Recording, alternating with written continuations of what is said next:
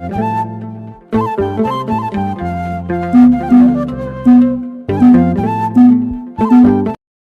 እግዚአብሔር አምላካችን እንኳን ጠብቆ ከጌታችን ከመድኃኒታችን ከኢየሱስ ክርስቶስ ከዘጠኙ አበይት በዓላት ለበዓለ ሆሳዕና ሁላችንም በሰላም አደረሰን እያልኩኝ አሁን የምንገኘው በቡኖ በደሌ ሀገረ ስብከት በደንቢ ከተማ በደንቢ ቅዱስ ገብርኤል ቤተክርስቲያን ነው የምንገኘው። ይሄ ቤተክርስቲያን ከተጀመረ ስራው ተብሎ ከተጀመረ አንድ 10 ዓመታትን አስቆጥሯል።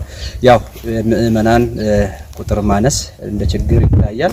ሁለተኛ ነገር ደግሞ ቦታው ከከተማ ትንሽ ወጣ በማለቱ የሥራ ፍጥነቱ ትንሽ ወደ ኋላ ጎተት ያለ ነው የሚመስለው። ከዛ ውጪ ያሉት ስራዎች የተሰሩት ስራዎች እጅግ አመርቂና ደስ የሚሉ ጥራታቸውን የጠበቁ ወቅቱን የጠበቁ የቦታ አቀማመጡ አመራረጡ ብዙ ደስ የሚሉ መልካም ነገሮች የሚታዩበት ቦታ ነው። ይሄ ቦታ እንግዲህ ለብዙ አገልግሎት ይሆናል ተብሎ ይጠበቃል። ይሄ ቦታ ህሙማን መጥተው የሚፈወሱበት በ40 ቀንና በ80 ቀን እንዲሁም የሥላሴ ልጅነት የሚያገኙበት ለወደፊቱ ደግሞ ትልቅ ዓላማ ተይዞ ወደ ገዳም የሚያድግበት ትልቅ ስፍራ ነውና በዚህ ቦታ ላይ የሚጎሉ እጅግ ብዙ የሚያስፈልግ የሆኑ ነገሮች አሉ። ለምሳሌ አንደኛ ቤተልሔም አልተጀመረም፣ ስራውም ገና በባለ ተስፋ ይጠበቃል። የአካባቢው ምእመናን ትንሽ ደከም ያሉም በተጨማሪ ደግሞ ቁጥራቸው ማነስ ያለ ስለሆነ በአገር ውስጥም በአገር ውጭም ያላችሁ የምትገኙ ይሄ የቤተክርስቲያን ጉዳይ ስለሆነ ነፍስ የማዳን ጉዳይ ስለሆነ የእግዚአብሔርን መንግስት የሚያስወርስ በጎ መልካም ስራ ስለሆነ ሁላችሁም በዚህ ጉዳይ በዚህ ቤተክርስቲያን ላይ ተረባርባችሁ ቤተልሔሙም አጥሮቹም ገና ብዙ ነገሮች ይቀራሉ። የቤተ መቅደሱ ስዕል አድኖዎችም ገና ይቀራሉ። እንዲሁም የፊኒሺንግ ስራ በብዛት የመብራት እንዲሁም የምንጣፍ የመንበር ብዙ የሚጎሉ ነገሮች ይታያሉና ይሄ የምትመለከቱት ወይም ደግሞ ያያችሁት በጆሮአችሁ የሰማችሁት በአይናችሁ የተመለከታችሁት ሁላችሁም በዚህ ቤተክርስቲያን ስራ ላይ እንድትሳተፉ በእግዚአብሔር ስም በሊቀ መላእክቱ በቅዱስ ገብርኤል ስም አደራ እንላለን። አመሰግናለሁ።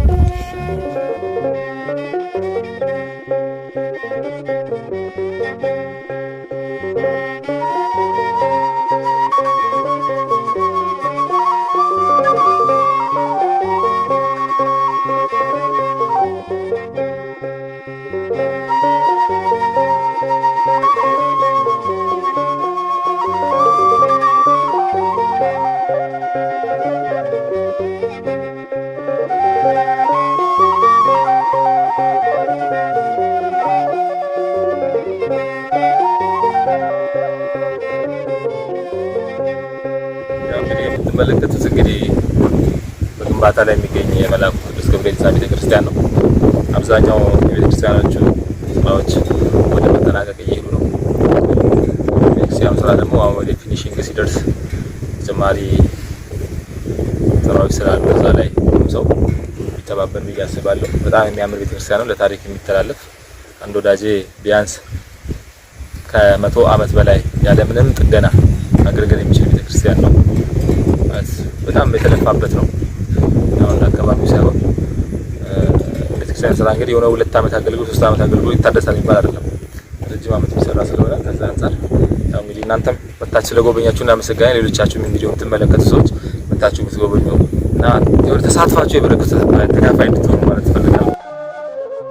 ወደ ውስጥ ገብተን የቤተክርስቲያኑን የውስጥ አሰራርን ደግሞ እንመልከት።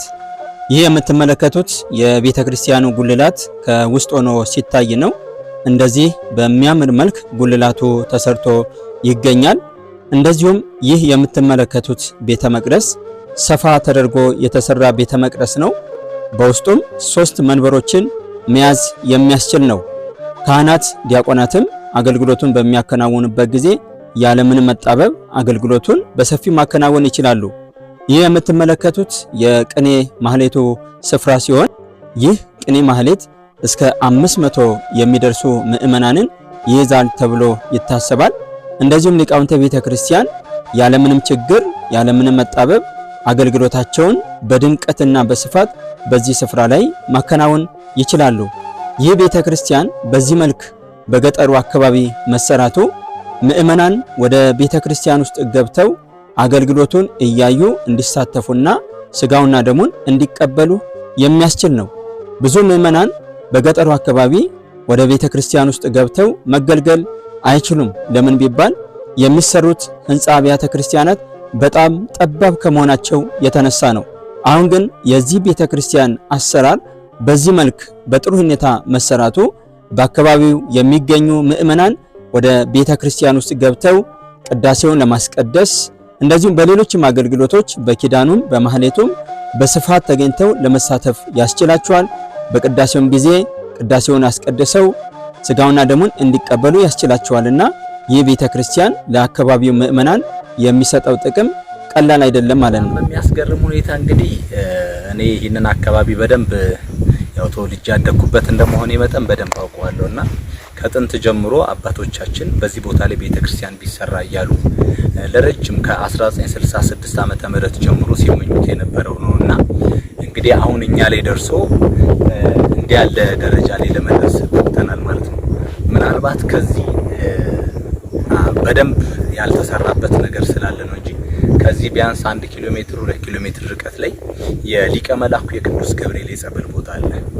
እዛ ቦታ ላይ አማኙም ኢአማኒውም እየሄደ የሚድንበት የሚፈወስበት፣ በተለይ ኢአማኒያን እየሄዱ በቃ የገብርኤል ጸበል ነው ስለዚህ የኛም ጭምር ነው እያሉ በጣም ብዙ ገቢረ ተአምራት እያደረገላቸው ብዙዎቹ በዶክተሮች አይቻልም የተባለው ህመማቸው ሊቀ መላኩ ቅዱስ ገብርኤል ዘንድ እየመጡ ጸበሉን ተጠምቀው ማንም ሳያጠምቃቸው በራሳቸው ሂደው ተጠምቀው ድነው የሚመጡበት ሁኔታ ላይ አለና ስለዚህ ምናልባት እዚህ አካባቢ ላይ ስትመጡ ደንቢ ቅዱስ ገብርኤል የጸበል ቦታው የት ነው ብላችሁ ህዝቡን ጠይቃችሁ ብትሄዱ እጅግ ብዙ ገቢረ ተአምራት ነው የምታገኙበት የምታዩበት ማለት ነው።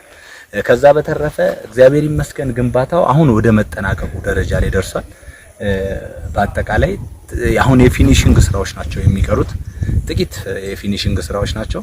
እነዚህን ደግሞ እያንዳንዳችን ብንተባበርና ብንተጋገዝ በተለይ በጣም በርካታ የቅዱስ ገብርኤል ወዳጆች አሉ። ቅዱስ ገብርኤል ብዙ ወዳጆች አሉት እና ብንተባበር የቅዱስ ገብርኤል ወዳጆች የሆነን ብንተባበር በጣም ብዙ ነገሮችን ማድረግ እንችላለን። እንኳን ይሄንን ቤተ መቅደስ አይደለም ከዚህ ሌላ ሁለተኛና ሶስተኛ ቤተ መቅደስ መስራት እንችላለንና እንግዲህ ይሄንን ቪዲዮ ለሚመለከቱት ወዳጆቻችንና ቤተሰቦቻችን እንግዲህ እንደው ስለ ቅዱስ ገብርኤል እያልን እንጠይቃለን።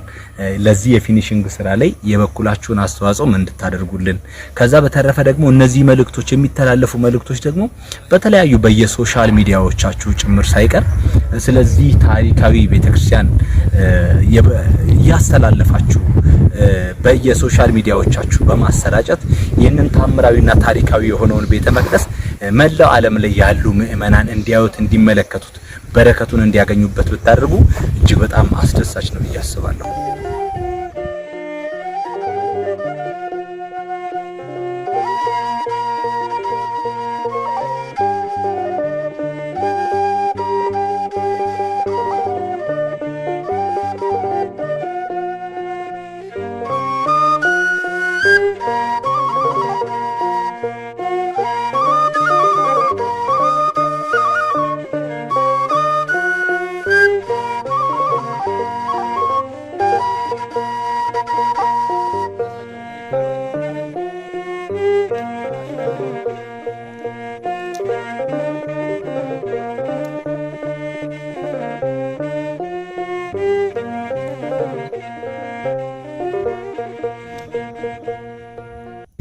ስራው ከጀመረ ቆይቷል። ትንሽ ምዕመኑን ብዛት የለውም፣ ግን ደግሞ እንደዚያው ሙሉ ጠንካራ ምዕመን ስለሆነ ያለውን ነገር ለቤተ ክርስቲያን ሰጥተው እዚህ ደረጃ ላይ አድርሰናል ማለት ነው። አሁን ጥቂት የፍጻሜ ስራዎች ብቻ ናቸው የሚቀሩ። ውስጡን ስዕሎች፣ ምንጣፍ፣ ቤተ መቅደስ እንዲሁም ደግሞ ዙሪያ ንጣፍ ማንጠፍ እነዚህ ናቸው የቀሩን እንጂ ወደ ፍጻሜው እያሸጋገርን ነው ማለት ነው። የቤተልሔም ስራን ጨምሮ ማለት ነው። ቀሪው ስራ በወጣቶች በኩል በቴሌግራም ቡድን አቋቁመን የገቢ ማሰባሰብ ትልቁን ስራ ትልቁን ድርሻ እና አሻራቸውን እየጣሉ ያሉት ወጣቶች ናቸው። ከ2 እስከ 3 ሚሊዮን ከዛ በላይ በሁለት ዓመት ውስጥ ሰብስበውልን ለዚህ ስራ ራሱ አሁን እየተሰራ ያለው ለኮርኒስ ስራ ራሱ ከፍተኛ ግብአት የሆኑ ከነሱ የተገኘው ገቢ ነው ማለት ነው። አንድ ዙርም ደግሞ በአጸራ አዘጋጅተን እዚህ ጥር 3 ትልቅ ብር አግኝተናል። እግዚአብሔር ይመስገን ወደ 1.9 ሚሊዮን። እሱ ደግሞ ለበር ለመስኮት የሚሆን ነው። በርና መስኮቶች ተሰጥቷል። የቀሩ ግን አሉ። ወደ 6 ትንንሽ በሮች ወደ 18 መስኮቶች በ150 ሺህ እና በ40 ሺህ የሚገመቱ ያንናቸው መስኮቶች በ40 ሺህ በሮች በ150 ሺህ የሚገመቱ እዚህ ይቀራሉ። እንግዲህ እግዚአብሔር የፈቀደለትና አይበረከቱ ታፋ የሆነ ማንኛውም ክርስቲያን ቢረዳ ይሄን ቤተክርስቲያን በቅርቡ ጨርሰን እኛም ውስጡ ልንቆርብ እንችላለን ማለት ነው። ሰላም አለንገባ ጌታ ይቁም የመከራችን የአምላካችን ዜማ